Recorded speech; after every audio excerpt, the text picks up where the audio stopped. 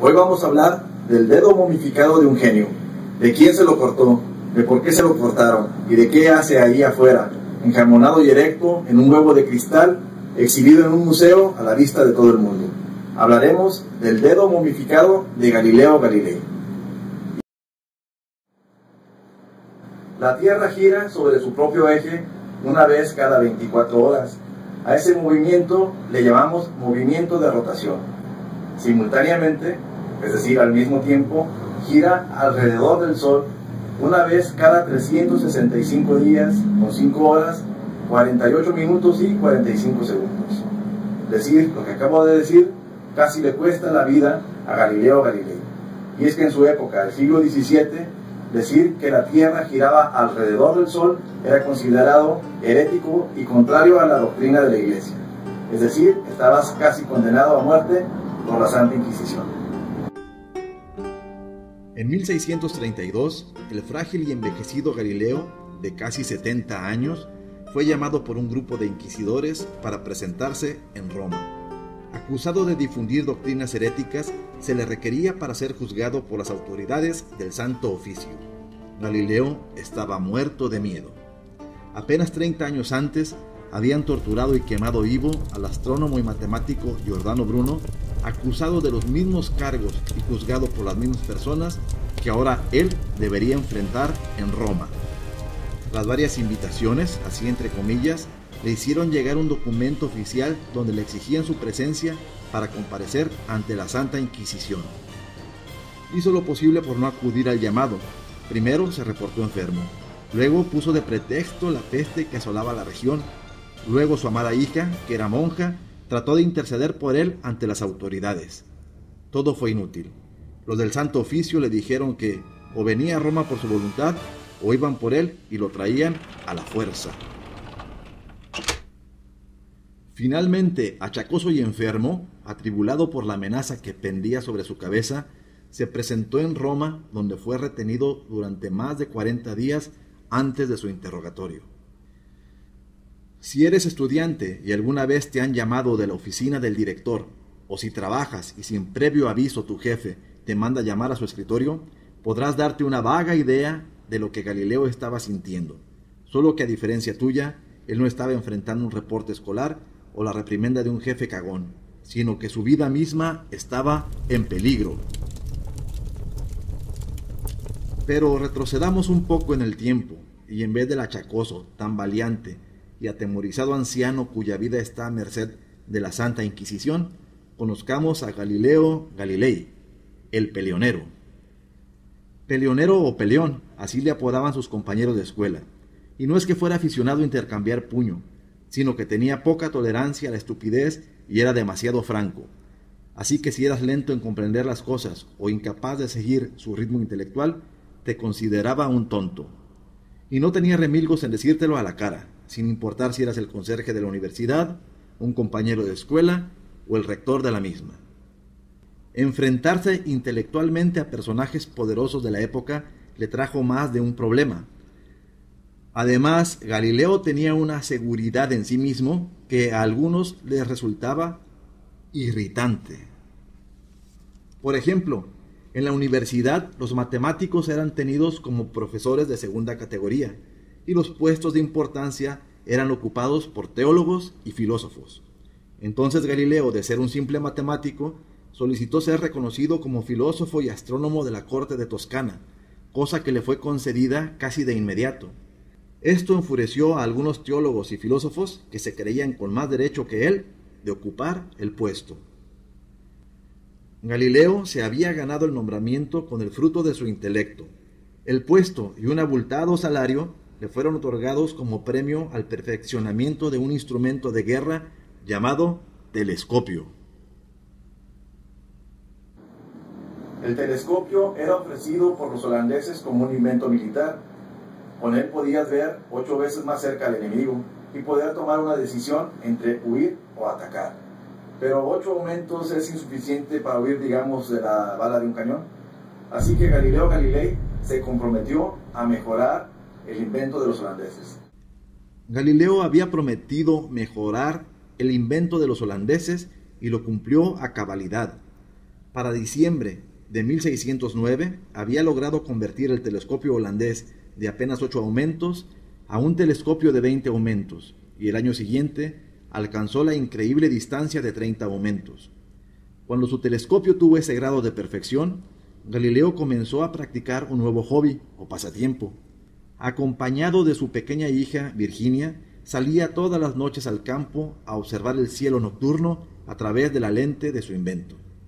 Un universo magnificado y completamente nuevo se abría ante sus ojos. Con la ayuda del telescopio descubrió estrellas que no pueden ser observadas a simple vista.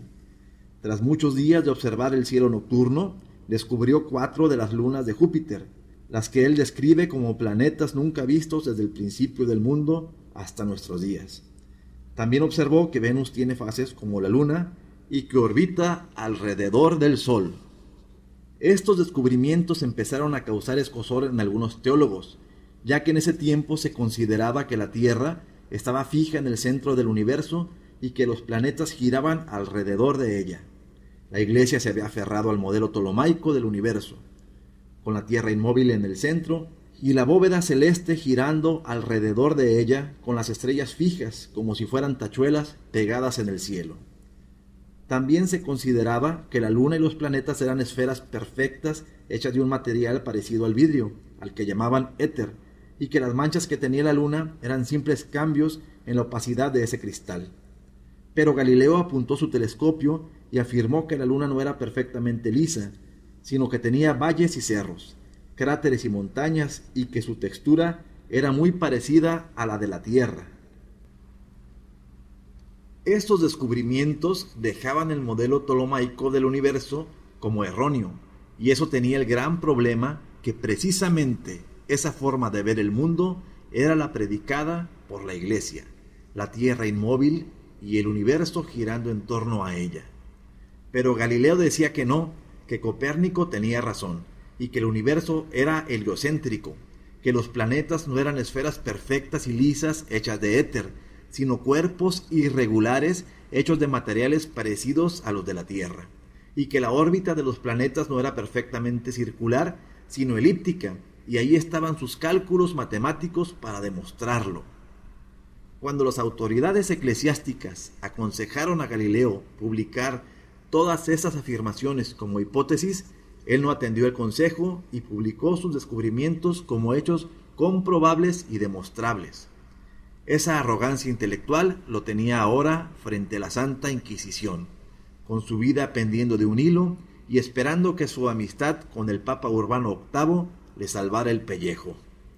Pero su amigo el Papa ya tenía suficientes problemas con la Reforma Protestante y las intrigas palaciegas dentro del Vaticano, por lo que no podía interceder por su amigo Galileo. Es más, el Papa decidió que ya suficientes dolores de cabeza le había traído su cercanía con el astrónomo y le retiró su amistad para siempre. Y aquí tenemos al viejo sabio, temblando ante el tribunal que podía condenarlo a toda clase de torturas y a la muerte, y con todos los teólogos y filósofos que se habían sentido ofendidos por la brillantez intelectual de Galileo, rodeándolo como lobos hambrientos, listos para darle el empujón que lo arrastrara de una vez y para siempre al abismo. Entonces Galileo se sintió abandonado y tuvo que inclinar su despeinada cabeza de viejo sabio y decir que sus ideas eran erróneas, y que la Tierra estaba fija y que el universo era tal y como lo describía la Iglesia. Sus rodillas temblorosas tocaron el suelo y abjuró de sus descubrimientos. La Santa Inquisición lo condenó a prisión domiciliaria de por vida y a rezar semanalmente. Cuando salió del tribunal, pateó una piedra y dijo: «Esta sí se mueve», frase que después el periodista italiano Giuseppe Baretti cambiaría por la famosa frase «y sin embargo se mueve». Regresó a su casa, que ahora era su prisión, sintiéndose completamente derrotado. Su hija Virginia, que había adoptado el nombre de monja de Sor María Celeste, se ofreció a cumplir los rezos que debería hacer su padre como penitencia. Las monjas dijeron que sí, pero debería hacerlo enclaustrada en los calabozos del convento. Antes de un año enfermó de pulmonía y la amada hija de Galileo Galilei murió. En el momento en que el sabio astrónomo recibió la noticia de la muerte de su hija, comenzó a quedarse ciego.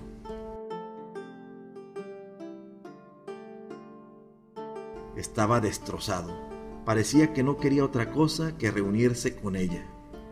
Pero Galileo era un genio, pero antes que nada un rebelde, y pronto comenzó a trabajar con el brío de un adolescente, y a los 74 años publicó su obra Los discursos y demostración matemática. Nuevamente arremetía contra los principios establecidos, haciendo gala de una brillantez matemática y literaria impecable. En 1642, cuando tenía 78 años, la llama del agudo genio de Galileo Galilei, el azote de los ignorantes, se extinguió. Su última voluntad fue que sus restos descansaran en la iglesia de la Santa Croce, pero su ex amigo, el Papa, le negó el privilegio y mandó sus restos a ser depositados en la capilla de San Cosme. En 1737, los herederos de Viviani, su discípulo, lograron que el cuerpo de Galileo fuera trasladado con honores a donde él había querido, a la Santa Croce. Pero antes de cerrar la lápida, le arrancaron un dedo. ¿Por qué le cortaron precisamente el dedo corazón de la mano derecha? La experta en el tema, la española Nieves Concostrino, nos da la respuesta. Dijeron que fue con el que Galileo señalaba el cielo, pero cuando alguien señala el cielo o a quien sea con un dedo, suele utilizar el índice. Cuando se emplea el dedo corazón se está diciendo otra cosa. Pruébenlo ustedes mismos. Cierren el puño y estiren el dedo medio y cuiden que no haya delante nadie, porque le están diciendo más o menos que te den. Léase pues que Galileo nos dejó como única reliquia fuera de su tumba el dedo medio de su mano derecha, con el que aún hoy en día envía a hacer puñetas a todos aquellos que le acusaron de hereje por decir una verdad enorme como un templo.